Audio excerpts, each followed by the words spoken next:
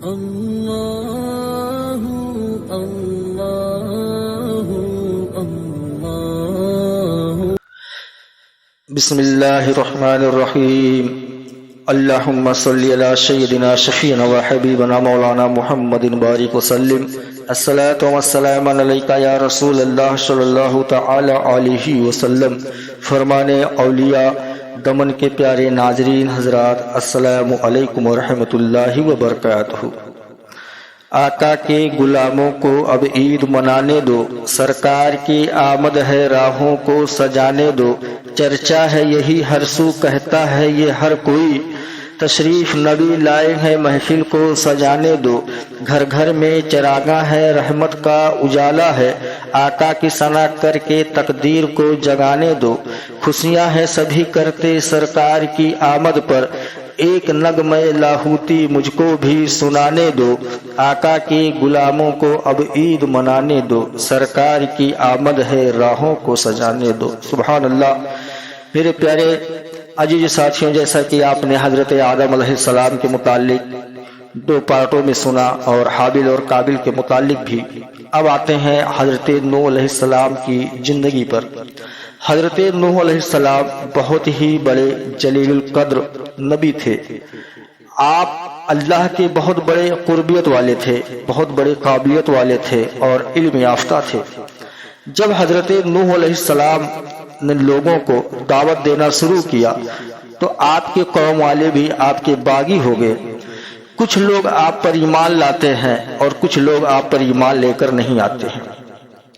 یہ سلسلہ دعوت کا چلتا رہا اور 950 سال کم و بیش آپ دین کی دعوت دیتے رہے، کیونکہ قابل کے ذریعے سے بت پرستی آگ کی پوجا وہاں سے شروع ہو چکا تھا، کفریت وہاں سے لوگوں پر غالب آ رہی تھی، اسی لیے لوگ حضرت نوح علیہ السلام کی باتوں کی طرف توجہ نہ دے کر اپنے غیر اللہ خدا کی طرف وہ جا کر اپنے سروں کو جھکایا کرتے تھے۔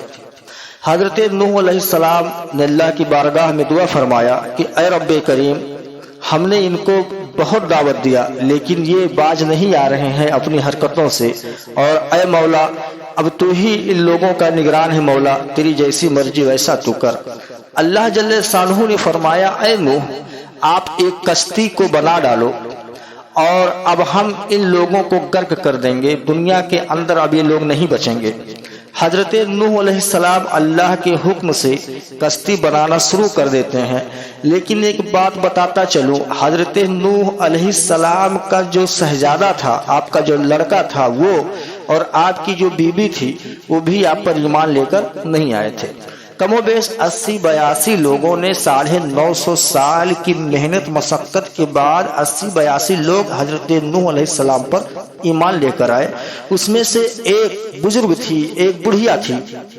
حضرت نوح علیہ السلام اپنے چاہنے والوں کو بتائے کہ ہمیں اب کشتی بنانا ہے اور اللہ جل شانہ سیلاب دے گا، پانی دے گا، اللہ ان لوگوں پر عذاب دے گا۔ تو اس بڑھیا نے کہا کہ اے اللہ کے نبی، جب سیلاب آئے گا تو آپ مجھے بھی بتا دینا، باخبر کر دینا، تاکہ پھر میں آپ کے ساتھ آپ کی کشتی میں سوار ہو جاؤں۔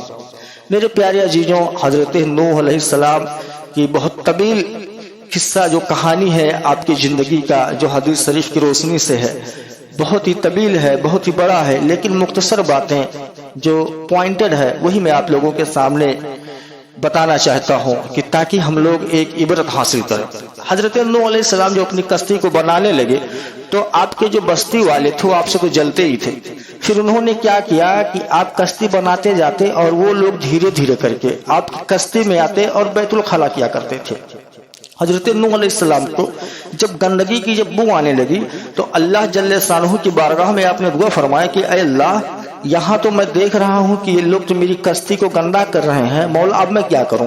تو اللہ فرماتا ہے اے میرے نبی، آپ فکر نہ کریں، آپ کا رب آپ کے ساتھ ہے، اگر یہ کشتی میں نے ان سے نہ دھلوایا تو تم کہنا۔ اب حضرت نوح علیہ السلام اپنے رب پر توکل کر کے اور خاموش ہو گئے۔ اللہ جل شانہ نے حضرت نوح علیہ السلام کی بستی کے جو لوگ تھے ان لوگوں کے اوپر ایک عذاب کے طریقے سے ایک بیماری مسلط کر دیا۔ اب وہ بیماری ایسی تھی کہ کہیں بھی لوگ رہتے تو کھجلاتے رہتے تھے، پریشان رہتے تھے۔ نیم حکیم جتنے بھی تھے، جتنا بھی لوگوں کے پاس دوا تھا، علاج تھا، یہ سب کچھ کر چکے، لیکن پھر ان کی کھجلی جو ہے وہ ختم نہیں ہو رہی تھی۔ تو ایک بدبخت بندہ آتا ہے اور وہ حضرت نوح علیہ السلام کی کشتی پر بیٹھ کر بیت الخلا کر رہا تھا، اتنے میں کھجلاتے ہوئے وہ اسی میلے میں گر گیا۔ کہاں؟ میلے میں گر گیا، کشتی کے اندر جہاں تمام میلا کچیلا تھا ان لوگوں نے جو بیت الخلا کیا تھا۔ جب اسی میں گر جاتا ہے اور جب اس سے نکلتا ہے تو اس کی کھجلی جو تھی وہ ختم ہو گئی۔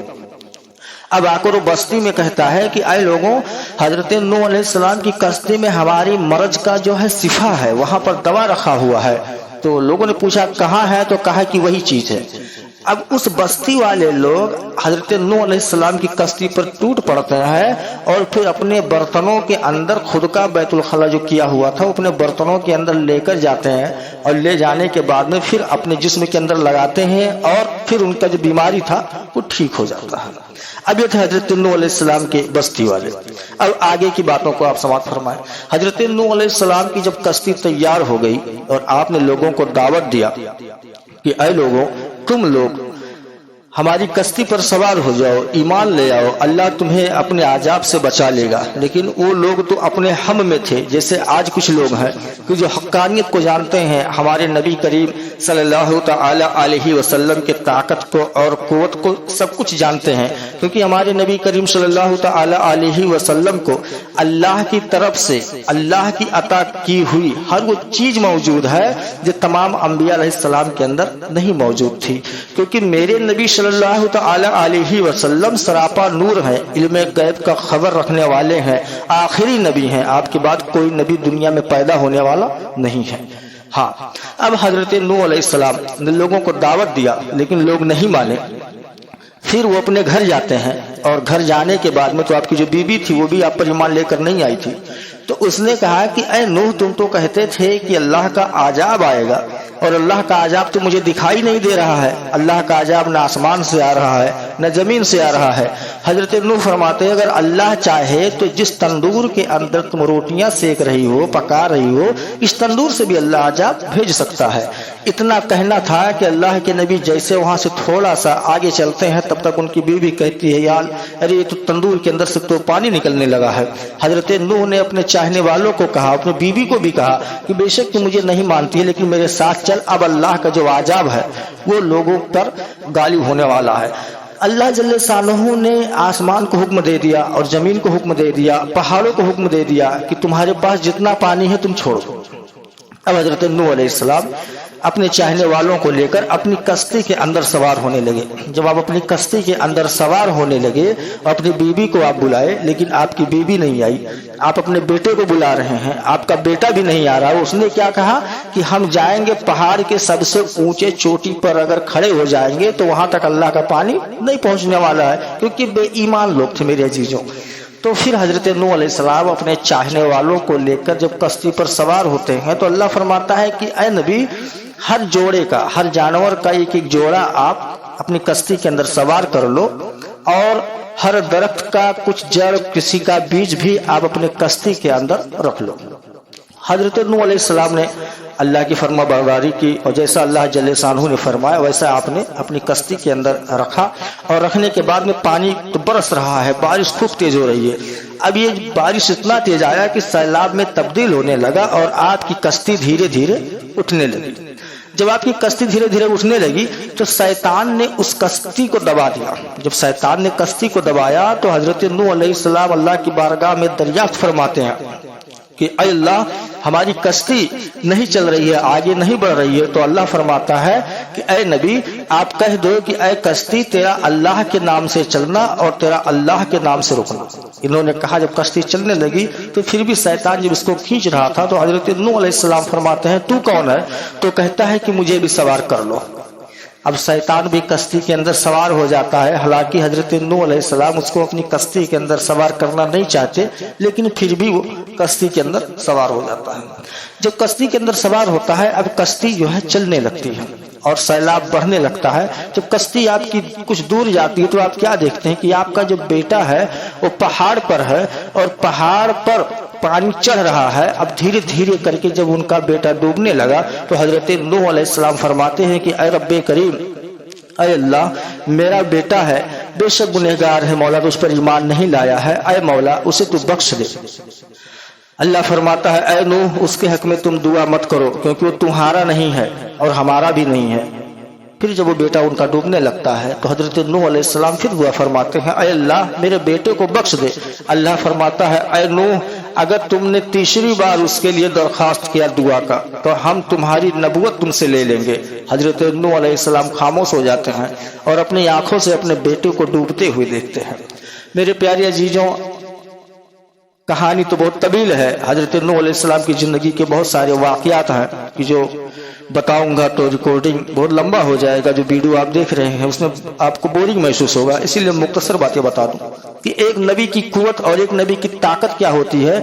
और हमारे तो आखिरी नबी है इमामुल अंबिया सल्लल्लाहु तआला अलैहि वसल्लम। हजरत नूह अलैहिस्सलाम की कश्ती पूरी दुनिया में अल्लाह ने जहां चाहा कश्ती घूमती रही। कश्ती के अंदर भी बहुत सारे मामलात हुए, लेकिन एक बात बताने वाली यहाँ पर यह है कि नूह अलैहिस्सलाम की कश्ती जब रुकती है जूदी पहाड़ पर, जब सैलाब खत्म होता है और फिर आप सबको हुक्म देते हैं कि ऐ लोग जाओ और बस्ती अपनी अपनी बस्ती बनाओ और फैल जाओ दुनिया के अंदर और अल्लाह के दिए हुए रिज्क से अपनी जिंदगी को गुजारना शुरू कर दो। फिर हजरत नूह अलैहिस्सलाम को ख्याल आता है कि जो बुढ़िया थी वो बुढ़िया तो गर्क हो गई होगी, अब मैं क्या करूं, मेरे तो जहन से निकल गया था कि उसको मैं बता दूं। हालांकि नबी के ऊपर जो अंबिया मुरसलीन होते हैं उनके अंदर भूलने की भी बीमारी नहीं होती है। अगर ऐसा कुछ मामलात होता भी है तो अल्लाह की तरफ से होता है। मेरे प्यारे अजीजों, हजरत नूह अलैहिस्सलाम उधर ही जा रहे थे तो क्या देखते हैं कि पूरी दुनिया तो गर्क हो गई है, लेकिन वो जो बुढ़िया थी वो उसी अपनी झोपड़ी के अंदर, उनकी जो झोपड़ी है, झोपड़ी मौजूद है। आप झोपड़ी के पास जब जाते तो क्या देखते हैं कि बुढ़िया झोपड़ी के अंदर मौजूद है अपने पूरे सामान को बांधे हुए और कहती हैं कि अय अल्लाह के नबी, सैलाब आ गया है तो मेरी पोटली तैयार है, अब मैं चलती हूँ। हजरत नूह कहते हैं कि ऐ बुढ़िया, सैलाब आया भी, लोग खत्म भी हो गए और तेरी ये जो झोपड़ी है वो तो बच गई है, ये अल्लाह की बहुत बड़ी अता है तेरे लिए। तो उसने कहा सैलाब आया और चला गया, मुझे तो पता ही नहीं चला, सैलाब कब आया, कैसे आया। अब मेरे अजीजों यहाँ देखो, उस बुढ़िया ने हजरत नूह अलैहिस्सलाम पर ईमान लाया था, यकीन किया था और हजरत नूह अलैहिस्सलाम ने उसे जुबान दिया था कि जब सैलाब आएगा तब हम तुझे अपनी कश्ती में सवार कर लेंगे। अल्लाह की मर्जी से हजरत नूह अलैहिस्सलाम उसको बता ना सके और जब लौट कर आते हैं तो उस बुढ़िया का भी अल्लाह हिफाजत फरमाता है और उस बुढ़िया को पता भी नहीं चलता कि हजरत नूह अलैहिस्सलाम की कश्ती गई और पूरी दुनिया में घूम कर आई। सैलाब आया, सब लोग खत्म हो गई, कोई चरिंद नहीं बचा, कोई परिंद नहीं बचा, कोई मावेशी नहीं बचा, कोई इंसान नहीं बचा, वही लोग बचे हैं जो हजरत नूह अलैहिस्सलाम के साथ में थे। मेरे प्यारे अजीजों, यहाँ से जो हजरत नूह अलैहिस्सलाम की जिंदगी के बारे में है यहाँ से खत्म करते हैं। इंशाअल्लाह ताला बाकी की जो वीडियो होगी वो चौथे पार्ट में आप लोगों के सामने पेश जरूर करूंगा, लेकिन हुजूर करीम सल्लल्लाहु तआला अलैहि वसल्लम की एक हदीस बयां कर दूं मैं। नबी करीम सल्लल्लाहु तआला अलैहि वसल्लम इरशाद फरमाते हैं कि मेरे सारे अहले बैत, मेरे सारे फातिमा की औलाद, इमाम हसनैन करीमैन की औलाद, सैयद चादे, मेरे जितने अहले बैत हैं, जितने भी मेरे बच्चे हैं, वो हजरत नूह अलैहिस्सलाम की कश्ती की तरह हैं। जो लोग इनके साथ हो जाएंगे, जैसे लोग हजरत नूह के साथ हो गए थे, तो जैसे हजरत नूह की कश्ती में सवार होकर लोग बच गए थे, तो जो लोग मेरी आल औलाद के साथ हो जाएंगे वो भी दुनिया के फितना से और अल्लाह के आजाब से, नफसानी ख्वाहिशात से और हर परेशानी से बच जाएंगे। मेरे प्यारे अजीजों, कहने का मतलब ये है कि हम अपने नबी करीम सल्लल्लाहु तआला अलैहि वसल्लम का मिलाद मनाएं, खूब जोर और शोर से मनाएं और आप नबी करीम सल्लल्लाहु तआला अलैहि वसल्लम के आल औलाद को भी नजरअंदाज ना करें। अक्सर देखा गया है कि लोग जानकर भी उनको इज़्ज़त पहुंचाते हैं, उनको तकलीफ देते हैं। ये बहुत बुरी बात है और ये ऐसी बुरी बात है कि नबी करीम ने फरमाया جس نے میری آل کو تکلیف دیا گویا کہ اس نے مجھے تکلیف دیا، جس نے میرے آل کو کوئی نقصان پہنچایا گویا کہ اس نے مجھے نقصان پہنچایا۔ تو میرے پیارے عزیز ساتھیوں، نبی کریم صلی اللہ تعالی علیہ وسلم سے محبت کی ایک دلیل یہ بھی ہے کہ آپ امام حسنین کریمین خاتون جنت رضی اللہ تعالی عنہا کی اولادوں سے بھی محبت کریں، الفت رکھیں، انہیں کبھی ایذا نہ دیں، انہیں کبھی تکلیف نہ دیں۔ کہنے اور سننے میں اگر کوئی کمی کوتاہی ہوئی ہو تو اللہ جل شانہ اپنے فضل سے، اپنے کرم سے، اپنے پیارے محبوب کے صدقے معاف فرمائے۔ وما علینا الا